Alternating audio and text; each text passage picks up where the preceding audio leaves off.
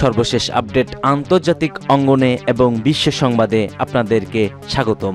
এই মুহূর্তে আমাদের হাতে এসে পৌঁছেছে কিছু ভয়ানক ইসরায়েল ফিলিস্তিনের যুদ্ধের সংবাদ। জানিয়ে দিচ্ছি সংবাদ শিরোনাম: ফিলিস্তিন জিন্দাবাদ, ফিলিস্তিন জিন্দাবাদ।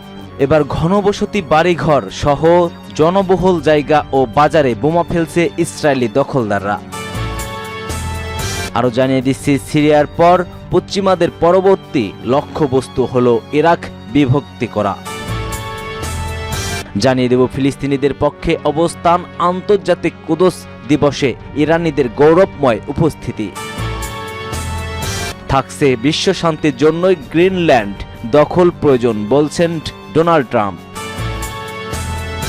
এবং সর্বশেষ জানিয়ে দিচ্ছি, মৃতের সংখ্যা বেড়ে 144, আহত হয়েছে 7 শতাধিক মিয়ানমারের সেই ভয়াবহ ভূমিকম্পে। এতক্ষণ শুনছিলেন আন্তর্জাতিক সংবাদ শিরোনাম, এবার বিস্তারিত। তবে তার আগে কে কোন জেলা থেকে আমাদের ভিডিও দেখছেন ও শুনছেন জানিয়ে দিন কমেন্ট সেকশনে। একই সঙ্গে কমেন্ট করে জানিয়ে দিন আপনার মূল্যবান মতামতটি। আপনাদের কাছে একটি অনুরোধ থাকবে, ভিডিওটি সম্পূর্ণ দেখার এবং একটি লাইক করার। আমাদের সাথে থাকতে অবশ্যই চ্যানেলটিকে সাবস্ক্রাইব করবেন। ঘনবসতি, জনবহুল জায়গা, বাড়িঘর ও বাজারে বোমা ফেলছে ইসরায়েল দখলদার বাহিনীরা। গাজায় অবিরত ইসরায়েলি তাণ্ডব চালাচ্ছে ইসরায়েল। আন্তর্জাতিক হুমকি আর সমালোচনাতেও থামছে না তারা। এত শত মৃত্যুর পরও গাজার ঘনবসতি, ঘরবাড়ি, বাজারে বোমা ফেলেই চলেছে। খবর আল জাজিরার। চলতি মাসের শুরুতে যুদ্ধবিরতির প্রতিশ্রুতি ভঙ্গ করে গাজায় আবারও হামলা জোরদার করেছে ইসরায়েলি বাহিনী। বায়ত লাহালিয়া, রাফা, খান ইউনিস সহ উপত্যকা জুড়ে বিভিন্ন এলাকায় নির্বিচারায় হামলা চালিয়ে যাচ্ছে এই দখলদার বাহিনী। গতকাল শুক্রবার ভোরের আলো ফোটার আগেই গাজার জাইতুন এলাকায় ইসরায়েলি হামলায় অন্তত 8 জন নিহত হয়েছেন। ভিন্ন একটি হামলায় গাজার পূর্ব দিকে খান ইউনিস শহরে ইসরায়েলি হামলায় আরও 6 জনের নিহত হওয়ার খবর পাওয়া যায়। উপত্যকাটিতে অন্য স্থানীয় বোমা হামলা হয়েছে।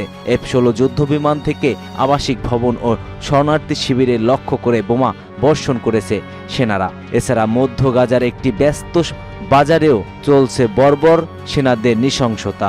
সেখানে 7 জনের মৃত্যুর খবর পাওয়া গেছে। শুক্রবার পর্যন্ত গত 24 ঘন্টায় গাজায় নিহতের সংখ্যা বেড়ে কমপক্ষে 38 জনে দাঁড়িয়েছে। বেসামরিক নাগরিকদের উপর এমন হামলার নিন্দা জানিয়েছে আন্তর্জাতিক মানব অধিকার সংস্থাগুলো, কিন্তু এতেও কোনো লাভ হয়নি। কারণ তাদের উপরে হাত রয়েছে বড় বড় দেশগুলোর, যারা শাসন করে যাচ্ছে পুরো পৃথিবীতে। অবশ্যই আপনারা বুঝতে পারছেন আমরা কাদের কথা বলছি। যদি বুঝে থাকেন কমেন্ট সেকশনে কমেন্ট করে যাবেন। সিরিয়ার পর এবার পশ্চিমাদের পরবর্তী লক্ষ্যবস্তু হলো ইরাক বিভক্তি করার চেষ্টা। ইরাকি বিশ্লেষক জুমা আল আওতানি ইসরায়েলি প্রধানমন্ত্রী বেনিয়ামিন নেতানিয়াহুর বিপজ্জনক মধ্যপ্রাচ্য পরিকল্পনার আলোকে ইরাকে মার্কিন সামরিক উপস্থিতি অব্যাহত রাখার বিপদ সম্পর্কে সতর্ক করেছেন। তিনি বলেন, নেতানিয়াহু এবং মার্কিন জাতীয় নিরাপত্তা উপদেষ্টার ঘোষিত পরিকল্পনার লক্ষ্য এ অঞ্চলের দেশগুলোকে বিভক্তি করা। বার্তা সংস্থা ইরানার উদ্ধৃত দিয়ে পার্স টুডো আরও জানিয়েছে। আল আওয়াতানি আরও বলেন, এই পরিকল্পনা গাজা এবং দক্ষিণ লেবাননের ধ্বংসের মাধ্যমে শুরু হয়ে সিরিয়া পর্যন্ত বিস্তৃত লাভ করে। সিরিয়ার পর তাদের পরবর্তী লক্ষ্যবস্তু হল ইরাক। আল আতোয়ানি জোর দিয়ে বলেছেন, পশ্চিমা আরব সমর্থনে ছায়ায় জাতি ও সম্প্রদায়ের ভিত্তিতে সিরিয়ার বিভিন্ন ও বিভাজন এমন একটি মডেল যা ইরাকের ক্ষেত্রে প্রয়োগ করা হবে এবং দেশটিকে 3টি অঞ্চলে বিভক্ত করা হবে। তিনি আরও বলেন, নতুন মধ্যপ্রাচ্য পরিকল্পনা যখন বাস্তবায়নের লক্ষ্য ক্রমশ বৃদ্ধি পাচ্ছে, তখন ইরাককে আমেরিকার বাহিনীর উপস্থিতি সে দেশের অস্তিত্বের জন্য একটি লড়াই ও হুমকি।